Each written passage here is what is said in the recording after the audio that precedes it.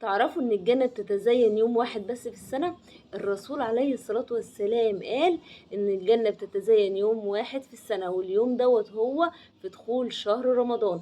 ولما ربنا سبحانه وتعالى بيزين الجنة بتقول ايه الجنة؟ بتقول اللهم اجعل لي في هذا الشهر من سكان. وفي اول شهر رمضان بتحصل 4 حاجات كونية، تعالوا نعرف ايه هي. اول حاجة بتفتح ابواب الجنة، تاني حاجة بتغلق ابواب النار، تالت حاجة بتتسلسل الشياطين، يعني الشياطين متسلسلة في رمضان، يعني أي تصرف نتصرفه أو أي حاجة نعملها تبقى من نفسنا، أنت في معركة مع نفسك. رابع حاجة نفحات الرحمن، يعني طول شهر رمضان بتنزل علينا نفحات، سبحان الله، نفحات جميلة، حاجات كده روحانية جميلة.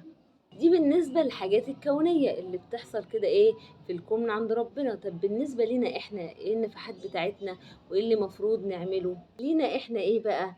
من صام رمضان ايمانا واحتسابا، يعني ربنا سبحانه وتعالى قال من صام رمضان ايمانا واحتسابا غفر له ما تقدم من ذنبه وما تأخر.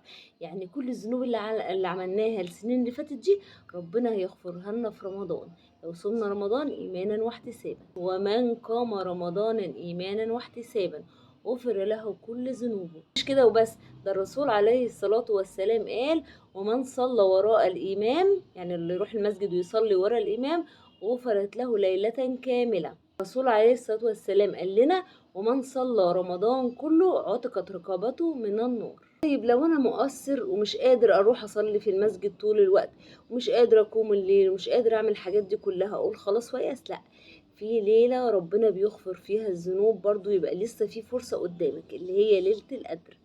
ايه يا ربنا بيغفر فيها الذنوب، يعني لو فاتك في الاول هيبقى فيه في النص، لو فاتك في النص هيبقى فيه في الاخر. المهم ما نسيبش حاجة، ما نسيبش رمضان يعدي علينا من غير ما يكون ربنا غفر لنا كل ذنوبنا.